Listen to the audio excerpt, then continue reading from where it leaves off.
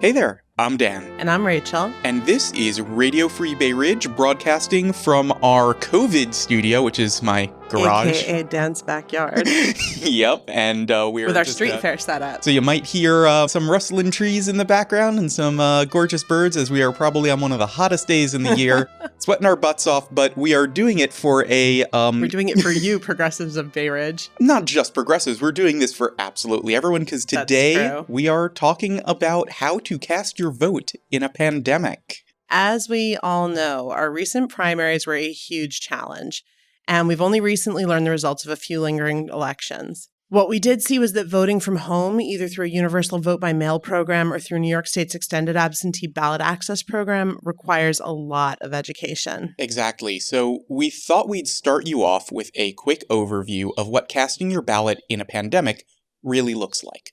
We're going to talk about a few of the ways you can mess up your ballot, some resources you can use to fill it out correctly. After all, we're not legal experts or election experts, and nothing in this podcast should be taken as legal advice.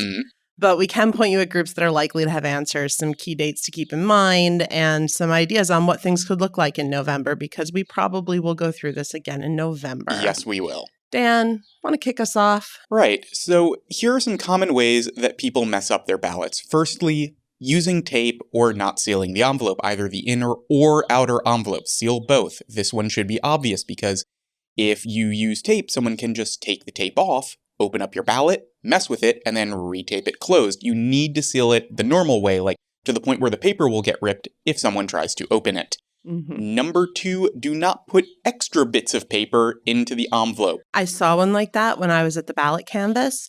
The voter had folded the BOE's instructions back into the outer envelope, and their ballot almost got disqualified. Almost? Well, I had read about something similar in another borough where ballots were being reinstated for that because it was the BOE instructions. So I appealed the decision. We ended up being able to count the ballot because it had been put in the outer envelope rather than the inner envelope.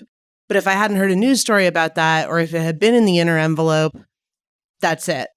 The end. That ballot gets checked. And if it wasn't... set aside. Set aside. And the other thing is, like, anything in there, if it wasn't the BOE instructions and some other random thing... Yeah, then forget it. Yeah, that's totally checked. Yeah. Like, don't put write, anything. I got my ballot on June 23rd on your ballot. It's not a complaint box. Yeah. just don't write the election district in. Don't write your AD. Don't try to help anyone out. Fill in your circle. They know what they're doing. They will grab your ballot. They will do what is needed with it. Do not put anything more in there. All right. Well noted. Well, and see, that's the other thing. It may seem tedious, but everybody who's able should be giving serious thought to either applying to be a poll worker or volunteer for campaigns in November for poll watching. We're going to need tons of people to make sure we can count all these ballots in an efficient manner. And there are some other things that can disqualify a ballot. Exactly. Stray marks is one thing, but one of the biggest disqualifiers is when people forget to sign their ballot. When you go to a polling place, you have to sign in. And if you haven't signed your ballot, there's no proof you're the one who cast it. And all that might sound like a lot to keep track of, but there is good news. There are plenty of groups out there who should be able to give you a hand when it comes to understanding your ballot. First, of course, is the Board of Elections. But you can look in your neighborhood for friends and local groups that are helping voters navigate the election. Organizers like AAANY, the American Association of New York, and other immigrant advocacy groups often have voter education programs and resources. And you know what? I bet a lot of political campaigns would be happy to walk a voter through how to fill out their form over the phone, especially if it meant they could rely on one more vote. Yeah, don't call and tell them you're voting for the opponent. Call for the person that you ideally would be voting for. No, but it's true. This year was the first time I voted by absentee, and it was a little confusing. I had to do that. I had to check with friends. I'm lucky I know people in politics, and it was reassuring, I had that advice, but I don't know if I hadn't. And it's important that this is across the political spectrum. If you vote Republican, conservative, it does not matter. Your vote has to count. So make sure it does and reach out to a place you can trust. We'll have some links and videos on the website, but that won't matter if you miss some very important key dates. Very key dates. Number 1, when to apply by. First, the registration deadline. If you're not already a voter, your application to register must be postmarked no later than October 9th. October 9th. And received no later than October 14th. October 14th. Per the New York State Board of Elections website.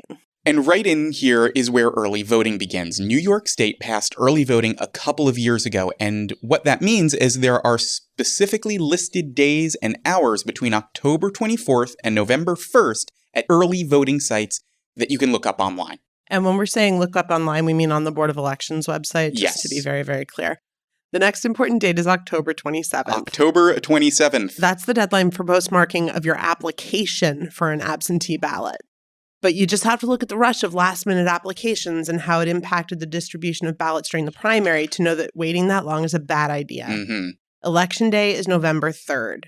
Do you really want to rely on the BOE getting your application, processing and printing your ballot, and getting it back to you in time to avoid complications if they might not get you your application till the 29th or the 3rd of November? We're all stressed out enough in this pandemic, so, make a decision that's going to cut down on your election day stress. Apply for your absentee ballot as soon as you know you want to vote absentee. Yes. And it's important. You have to apply just to get the absentee ballot. Yes. You aren't getting your absentee. You have to ask, and it is not auto coming to you. And finally, November 2nd is the last day to apply in person for an absentee ballot. In other words, walking into the Board of Elections and picking up a ballot physically. Mm-hmm.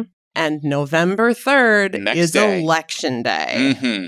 And remember, you can always turn in your absentee ballot at the polls on Election Day or at any Board of Elections location.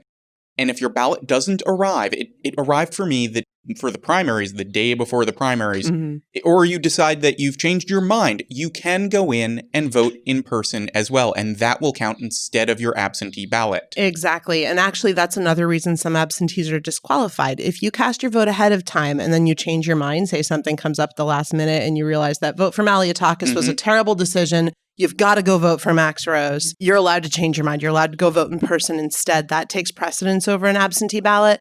And would mean that absentee ballot gets invalidated, which is not a nefarious. To know. If you have done your absentee ballot and there's some kind of weird, surprise between when you sent it in and Election Day is the day you vote. You aren't limited by the fact that you put in something earlier. That is actually okay. And if you lose your absentee ballot, you can request a second one. And if you think that maybe your absentee ballot might have gotten lost or you're getting paranoid, you can do that. This is also where early voting comes in handy. Yeah, actually, that is a really good point. And actually, Rachel, I did want to back up a little bit because we did use the phrase postmarked a little bit. Postmarked by X date, postmarked by X date. What does the phrase postmarked really mean? I mean, can I just shove it into the mailbox by that date? No, you cannot. Okay. And this is actually something a lot of people don't understand. The postmark date is typically the date it's picked up, or if I understand correctly, it could even be the next date. When you put it in the post box, you're relying on it getting picked up. You've got to make sure you haven't missed the last mailbox pickup.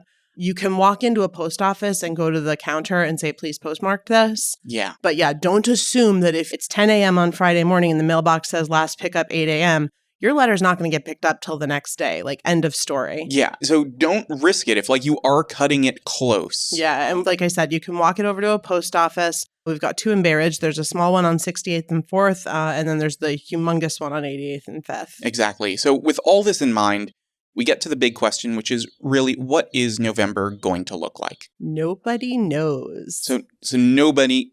Really? I was looking at the New York State BOE website, and under absentee voting, the last information they have posted applies to the primary. From the conversations people are having, I mean, they're anticipating 8 million absentee requests statewide. Everybody's gearing up for it. But it's definitely something people should keep an eye out on. As I've said a couple times, Dan and I are not your election experts. We're just trying to give you some information that we found helpful. Mm-hmm. And if you know the answer about this and where we can find this information to put in the show notes, please shoot us an email so we can help spread the word. Exactly. So with all that uncertainty, it does make me glad for one thing. What's that? Early voting. We mentioned it earlier. It's a great way to encounter less stress and fewer people while still knowing that you've cast your vote in person and that it's been counted. Agreed. So with early voting, you can go to a selected polling place. They're not all open. Ahead of Election Day and cast your vote in person. You can look up your early voting polling place on the BOE poll site locator. It won't necessarily be the same place you would vote on Election Day, and we'll put the URL in the show notes for that. And for that, you can cast your general election vote there between October 24th and November 2nd. And I gotta say, I did that last year, and I was at Fort Hamilton High School. I don't know if it's going to be there again. It's one of the places that did it last time. And it was great. My normal polling site is not Fort Hamilton. I had to go walk down there, but there was like 5 people there. Nice. And it was really great. No like I was like waiting, second or third day of when it was open, and like there was no waiting. I'm not sure what it's going to be like this year, but it's a great way if you are really nervous, A, about mailing an absentee, but B, about being there on Election Day itself. Definitely consider early voting.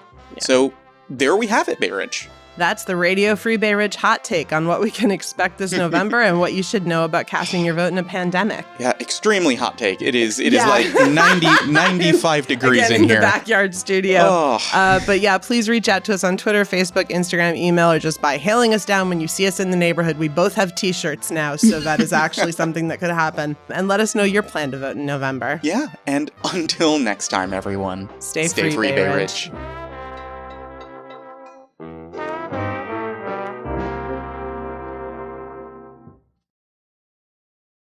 The next important date is October 27th. October 24th. Oh, wait. That was a different important date, Dan. No, okay. Go. Do it again. Right. Do it again. The next important date is October 27th. October 27th. That's the deadline. I feel like I should have been doing this on yours. Want to do it on mine? No. It's definitely more of a you thing. All right. That's fair. All right.